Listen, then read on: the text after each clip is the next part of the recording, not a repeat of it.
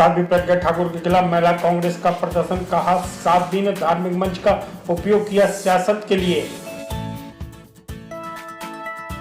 राहुल को नए अध्यक्ष बनाने के लिए पूरी नौटंकी करेगी कांग्रेस, नरोत्तम मिश्रा ने कांग्रेस पर साधा निशाना।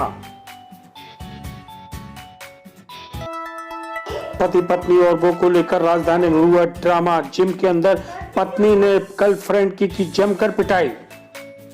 होश में आओ, होश में आओ। प्रज्ञा सिंह ठाकुर होश में आओ, होश में आओ, होश में आओ। प्रज्ञा सिंह ठाकुर माफी मांगो, माफी मांगो, माफी मांगो। प्रज्ञा सिंह ठाकुर माफी मांगो।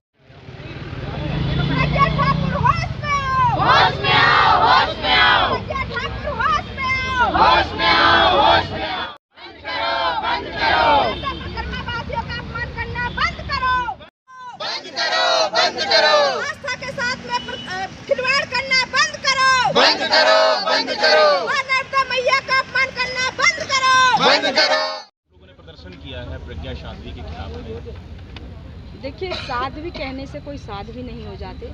अगर उन्हें वेद पुराण और किताबें पढ़ी होती, धार्मिक पुस्तकें पढ़ी होती, तो वो इस तरह का अपमानजनक स्टेटमेंट नहीं देती। कहीं ना कहीं उन्होंने माननीय दिग्विजय सिंह जी का ही अपमान नहीं किया है, बल्कि उन्होंने लाखों करोड़ नर्मदा प्रकामवासी उनका किया है, जो नर्मदा मैया की पूजा करते हैं, जो उनकी आस्था का केंद्र है, जो नर्मदा मैया के सिर्फ नर्मदा मैया के दर्शन करने मात्र से सब व्यक्तियों की ये आस्था है, उनकी आस्था नहीं, विश्वास भी है पूरा कि जाने अनजाने में जो भी उनसे गलती होती है, जो भी कुछ भी वो होता है, तो वो सोचते हैं कि भगवान हमारे नर्मदा मैया हमारी सब गलतियाँ क्षमा करें।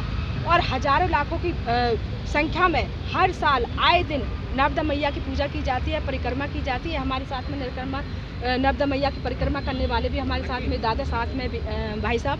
दूसरा, साध्वी के कहने इसके अनुसार अगर हर व्यक्ति धर्मी हो जाए तो फिर मैं ये कहना चाहूँगी कि साध्वी जी, आप सिर्फ साध्वी कहने के लिए साधु मत लगाइए, आप साध्वी का अर्थ भी समझिए, क्योंकि साधु संत वो व्यक्ति होता है जो सिर्फ शांतिपूर्वक बातें करता है और अच्छी बातें करता है। और आपने सिर्फ धार्मिक मन से अपनी राजनीति की चमकाने के चक्कर में एक नर्मदा परिक्रमावासी के लिए जो अपशब्द कहे हैं, उनकी महिला कांग्रेस निंदा करते हैं और प्रज्ञा सिंह ठाकुर को यहाँ पे माफ़ी मांगनी चाहिए। अन्यथा आने वाले समय में अगर इन्होंने अपनी जबान पर लगाम नहीं लगाई तो महिला कांग्रेस सड़कों पर आप इनको जवाब। अगर माफी नहीं मांगेंगे तो आप क्या करेंगे आप लोग?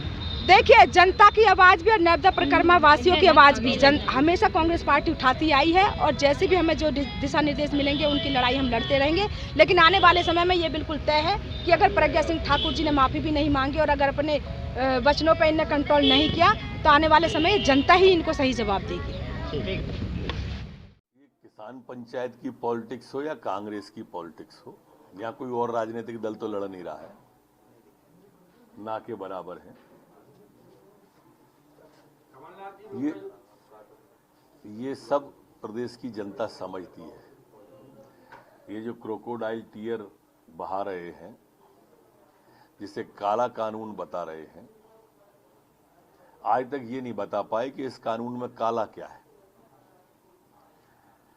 आंदोलन नहीं, वो जिद है। आंदोलन चलते हुए 8-10 महीने हो गए, न तो एमएसपी बंद हुई, न मंडी बंद हुई, पर वो कह रहे हैं कि हो जाएंगी।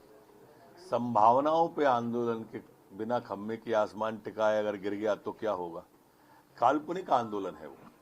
एआईसीसी की बैठक में सोनिया गांधी पार्टी को लेकर वो कई तरह की बातें करते हैं। मित्र, कांग्रेस का हश्र कांग्रेस के लोगों को दिख रहा है, और इसलिए मुझे नहीं लगता कि अभी कुछ दिन की बात हो रही है। जी काल्पनिक जो बातें अभी उन्होंने पूछा कि कहा कि कमलनाथ जी कह रहे हैं कि हम आएंगे तो फिर कर्जा माफ कर देंगे, जैसे ही काल्पनिक है जैसे पिछली बार कहा था 2 लाख माफ कर देंगे 10 दिन में, नहीं तो मुख्यमंत्री बदल देंगे। बेरोजगारी भत्ता, ख्वाब देख रहे हैं जगते में, इसे दिवा स्वप्न कहते हैं कि हम आएंगे तो। पीछे में कहा था ना कि 15 अगस्त को झंडा अगले को हम फहराएंगे, अगली बैठक सीएम हाउस में होगी। ये वैसी ही बातें हैं कमलनाथ जी की, उम्र हावी हो रही है। रामलीला का मंचन हुआ है उसमें।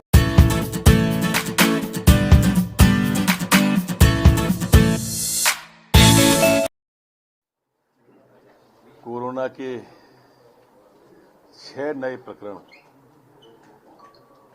संपूर्ण मध्य प्रदेश में आए हैं, जबकि ठीक होने के बाद अपने निवास की ओर, घरों की ओर, गंतव्य की ओर जाने वाले 13 लोग।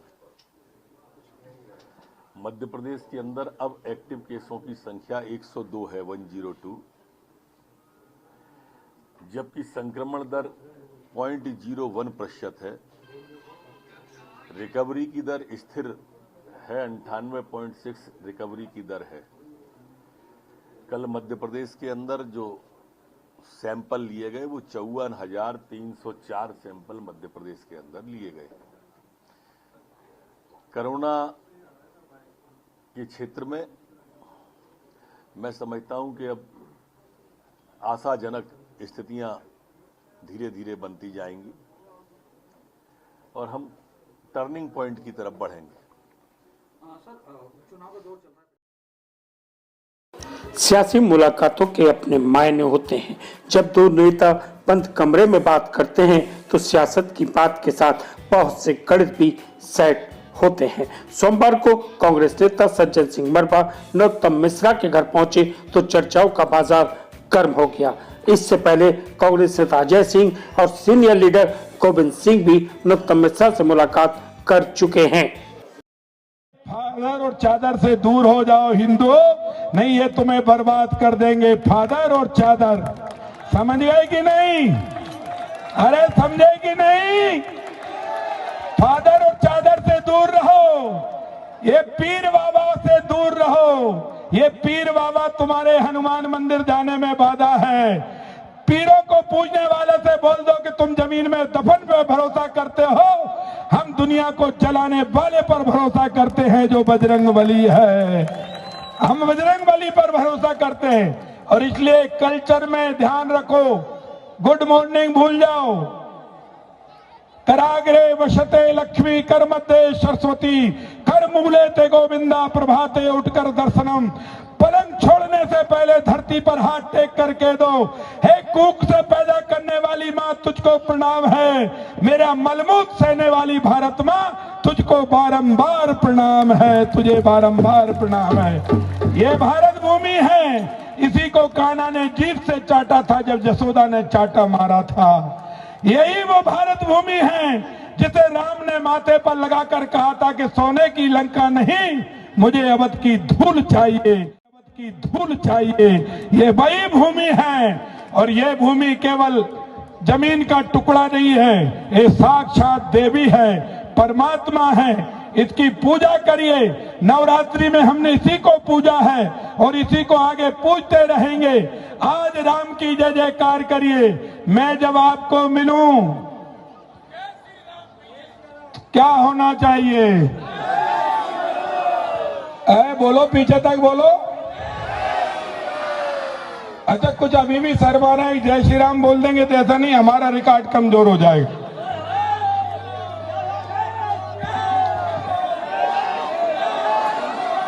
बताओ क्या बोलना चाहिए? अड़ोस पड़ोस में देख के बोलो। इसलिए बोलो कि एक दूसरे से बोल रहे हैं कि नहीं, जरा देख के बोलो। क्या बोलना चाहिए? अरे चीफ सेक्रेटरी पर भी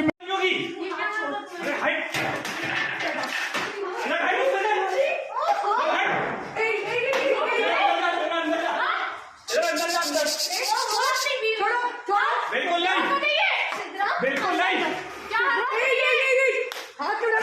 मैं हाथ नहीं उठाया अभी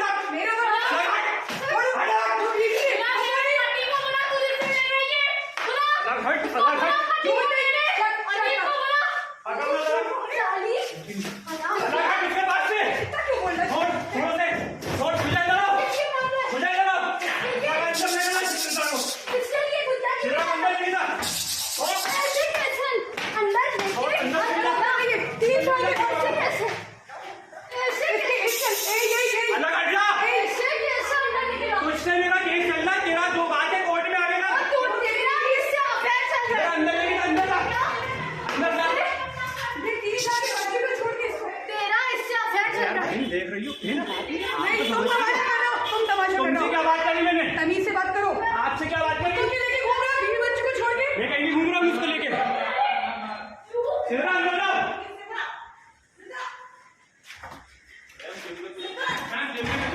छोड़ो उसको। लेके आओ।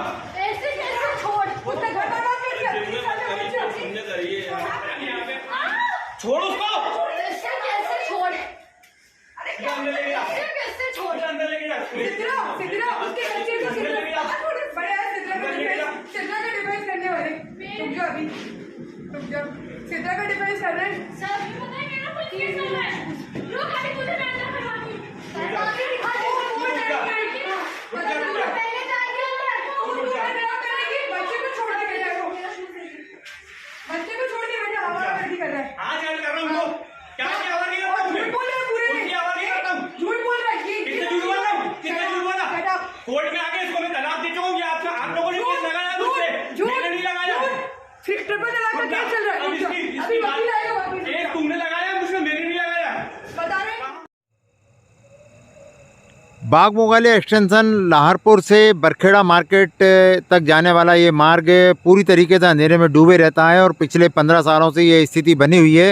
रात में गुप्त अंधेरा हो जाता है और आसपास खेत होने के कारण चारों तरफ सुनसान रहता है। लोगों को लूटपाट का डर होने से लोग यहाँ से नहीं निकलते हैं, बल्कि दर्जनों कॉलोनी के लोगों के लिए बहुत सुगम रास्ता है यहाँ से जाने के लिए। BHEL जाएँ या पिपलानी, JK रोड और अन्य जगहों जाने वाले लोगों के लिए ये एक बहुत ही सुगम रास्ता है, लेकिन अंधेरा होने के कारण इस रोड पर लोग आने जाने से डरते हैं। इस सड़क पर पिछले 15 सालों से अंधेरा है और इस तरफ ध्यान दिलाने पर भी कभी ध्यान नहीं जाता है हमारे अधिकारियों का। और जब CM हेल्पलाइन में शिकायत की गई तो कहा कि जल्दी यहाँ पर लाइट लगा दी जाएगी, लेकिन आज 6 महीने हो गए, यहाँ पर कुछ भी नहीं हो रहा और पिछले 15 सालों से ये स्थिति बनी हुई है। मुझे उम्मीद है माननीय मुख्यमंत्री जी, प्रदेश के नगरीय प्रशासन मंत्री जी एवं निगम के आयुक्त महोदय से कि यहाँ पर शीघ्र उजाला कराया जाएगा। दीपावली पर हर घर में उजाला हो जाता है, लेकिन यह सड़क पिछले 15 सालों से अंधेरे में डूबी हुई है। इस तरफ ध्यान दिया जाए ताकि जनता को उजाले वाली सड़क मिल सके। धन्यवाद। उमाशंकर तिवारी।